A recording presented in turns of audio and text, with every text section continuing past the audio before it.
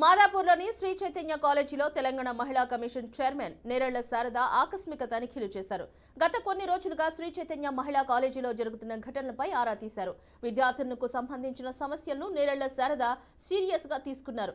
College ప్రాంగణం, విద్యార్థుల హాస్టళ్లు, మెస్లను పరిశీలించారు. నాసిరకమైన ఫుడ్ హాస్టల్లో సౌకర్యాలు సరిగా లేవని మహిళా కమిషన్ గుర్తించారు. విద్యార్థినులతో మాట్లాడి వారు ఎదుర్కొంటున్న సమస్యలను స్వయంగా నేరెళ్ల శారద అడిగి తెలుసుకున్నారు. శ్రీ చైతన్య సిబ్బందిపై చర్యలు తీసుకుంటామని హామీ ఇచ్చారు.